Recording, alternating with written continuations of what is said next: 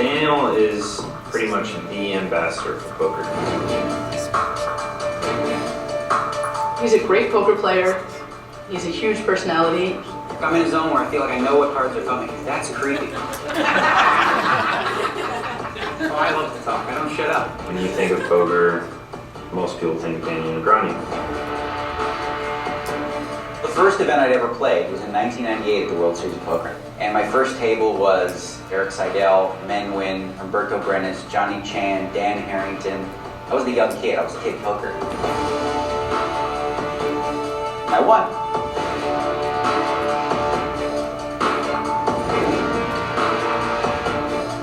Winning titles was always important to me. Whether I had a lot of money or not, that was secondary. Oh, don't even ask how much.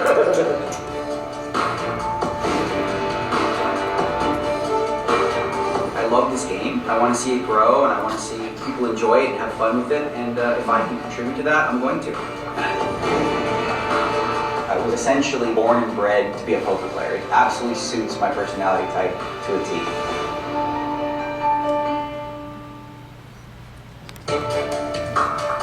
So now I'd like to pass the mic to the legend himself, Mr. Doyle Brunson.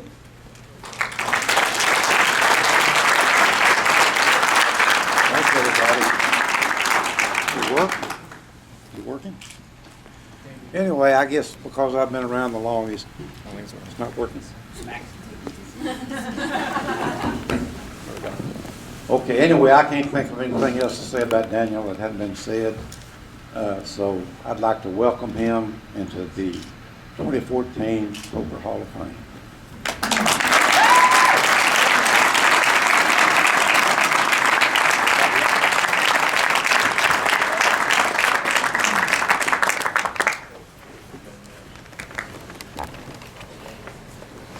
I just want to start by saying, this is an absolute honor, and I appreciate you all coming, and thanks for being here.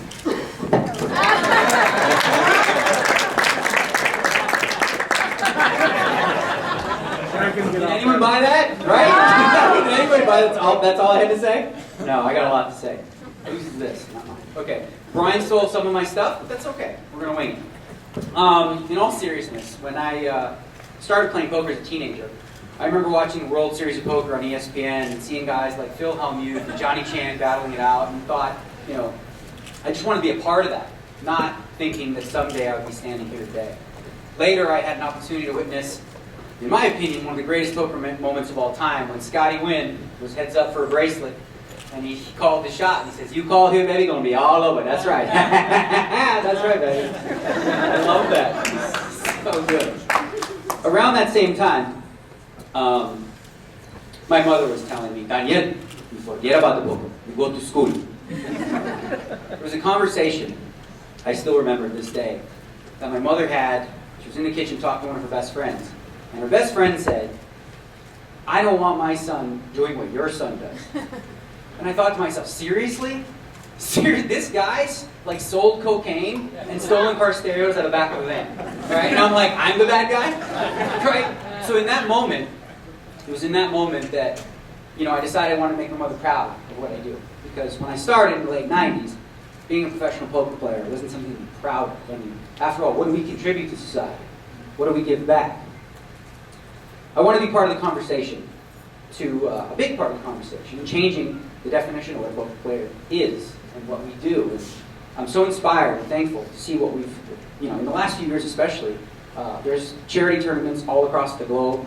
You have One Drop that the World Series puts on every other year that raises $4 to $5 million. A young group of Germans, Igor Kurbanov and Philip Gruson, starting RED, which is Raising for Effective Giving, which not only raises money for charity, but it also teaches poker players and others the value of giving. And that's what it's all about. So seeing that's like super inspiring to me.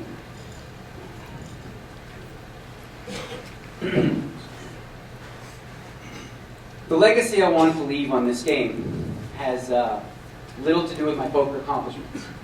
While I'm certainly proud of those accomplishments, it's away from the game, I really sort of tapped into the deeper purpose. And thinking of my parents, who, if they were here today, I know would be proud. My mother would, of course, cooked all the food. because that's what she does. And my dad would make sure all your glasses were full, because that's just the kind of people they were. And the life that I have today, I owe them. The way that I am, my ways of being, if you will, is all based on the fact that I had parents who just loved me unconditionally. And I'm super thankful and grateful for that.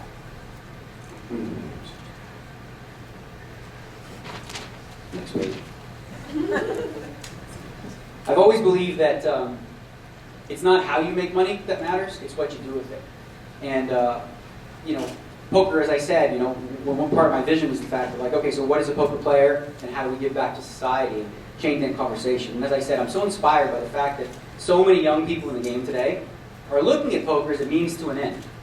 They're playing the game, but they're thinking of living a bigger life. Something that inspires, something outside of that. And that's something that, if I play a role in, that's something I'm very proud of. I don't know that I did, but I'm proud of it anyway. For me, it was never about the money. My first trip to Las Vegas was here, actually in Binion's Horseshoe, downstairs.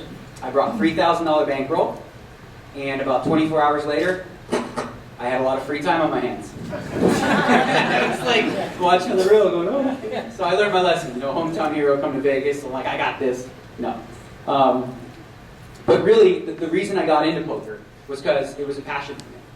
And I believe that whatever it is you choose to do in your life, being passionate is a prerequisite. If you want to be a successful actor and a movie star, simply wanting it for fame and fortune will not get you there.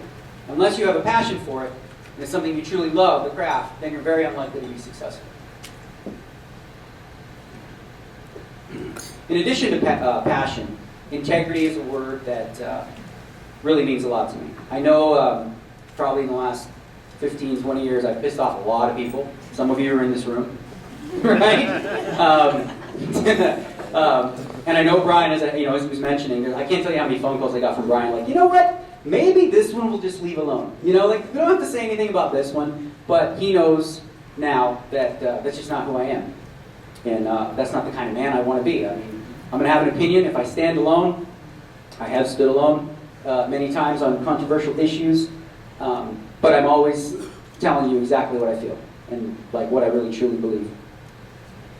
It reminds me of an Aristotle quote, actually. I've never really been afraid of controversy. And this one quote sums it up. It says, to avoid criticism, say nothing, do nothing, and be nothing. And that's not the way I live my life.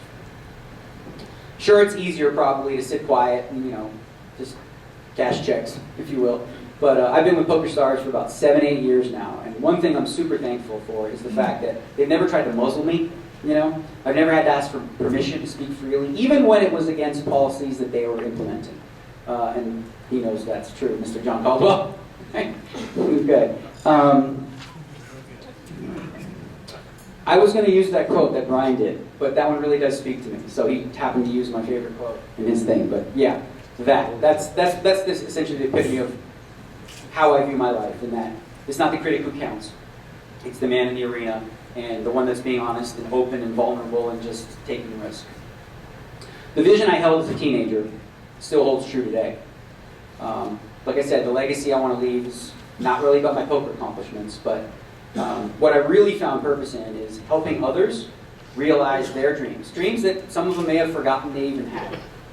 A couple years ago actually today, I did an emotional intelligence course here in Las Vegas called Choice Center.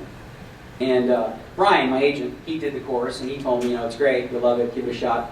And I saw what it did for Antonio Esfandiari, and I thought, okay, well, what's the worst thing that can happen? And I'm so glad that I did, because aside from it really kind of like tapping into what makes me a good poker player, it gave me a deeper purpose in terms of the kind of person and kind of man I want to be in the world. And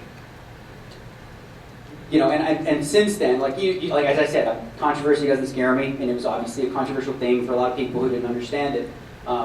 But I'm so thankful that I've seen so many poker players walk through those doors and are better off as a result for taking on their life in a bigger way. One of the criteria for entering the Hall of Fame is standing the test of time. Okay. In order to do that, you must adapt. The game's always evolving and it's always changing. So whenever I'm asked for coaching, whether it's life coaching or coaching on poker, the first question I ask people, typically, is, what are you doing to stay ahead of the curve? What is it that holds you back from being the best possible version of yourself you could be? Well, I got answers to those questions when I did that course. Being a great poker player is not really about knowing how to play ace-queen from the small blind. The fundamentals is the easy part. The challenging part is the mental game of poker. So I ask all of you that do play poker, what are you doing to work on your mental game? What is it that you're doing to stay ahead of the curve? I've been in the game for over, about 20 years now, and I plan to be in this game another 40 years, at least. And one of the things I love about poker is that it transcends race, gender, religious affiliations. So it's in this 20-year journey, one of my goals was to make my mother proud. And I hope that in doing so, I've inspired others to dream bigger, live a bigger life, and also show the world that just because we play poker for a living doesn't mean that we can't contribute to society. So I want to thank everyone here, all the living members who voted me in. I'm honored, I'm thankful, and that's all I got.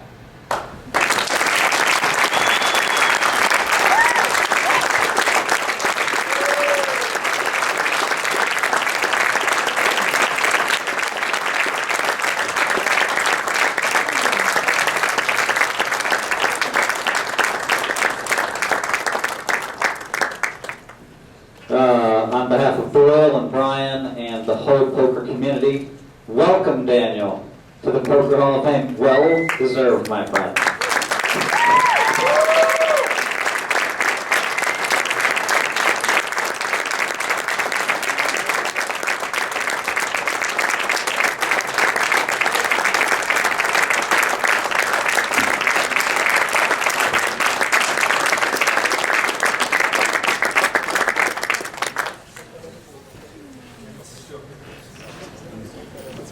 Jack, would you come up here for a moment, please, with us? We'd like to have you two together. There's a few announcements also to make before we conclude this evening's festivities. If you're in the Poker Hall of Fame, if you'll please gravitate forward, we want to get a group photo of this very special moment. I think there's 10 or 11 of you here out of the 21 living members of the Poker Hall of Fame, so please come forward. We're going to have a photograph. If you're not alive, then please stay seated. All right, very good. All right, you guys. How about a nice shot of you guys? Hold your trophies up this special moment in time. Jack McClellan and Daniel Negreanu. Round of applause, please. One more time. The class, a little applause of 2013. Doyle, you're needed up here, sir. Mr. Binion. All right. Linda Johnson, member of the Poker Hall of Fame. Eric Drake from the Poker Hall of Fame. Anyone else?